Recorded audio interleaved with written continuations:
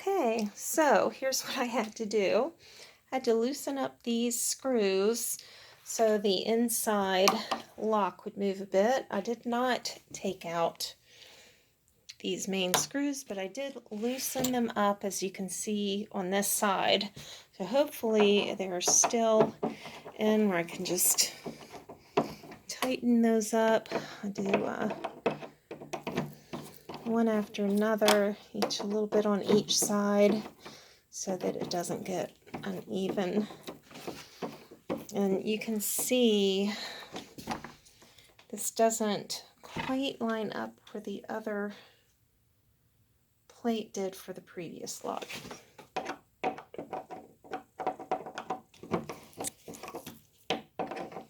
But it is flush with the door now.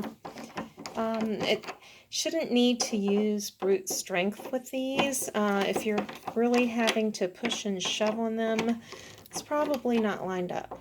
So it's better to go back and undo a couple little things until you figure out, okay, what's really going on. Okay, I want to make sure that that's in tight. This is in tight, but not stripping the screws.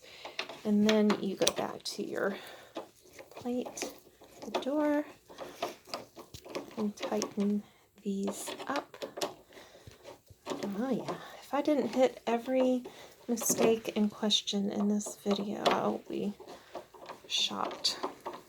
And once again, the biggest thing is don't lose that eensy-weensy teeny tiny screw that you have to take out of there before you really get started, because I have not been able to find mine. So I'll have to figure out where to get that little screw before I can install the deadbolt on my other door. Okay, so it is in there. It works. Gosh, it's tight. Wonder why. Jeez, I don't want that. I wonder why it's like that. Maybe I should have. I think it needs oiled. Yeah, but am I going to do that? I don't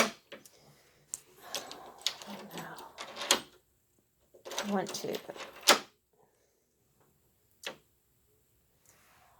I'll have to take it apart again. I'm thinking about it. I think it'd be worth it. I don't want to leave it apart until I do. Let's see. Okay, yep.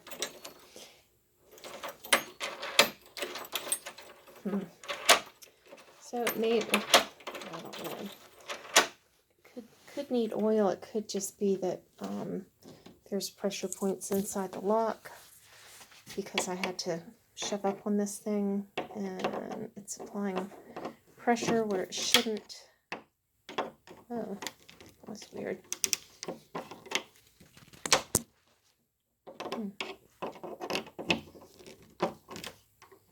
Maybe it's because that was popped out. Now it's nope, still hard. Let's see if I do. No, it had nothing to do with that. Okay, I'm going to see if I can find some oil, and I'll be right back.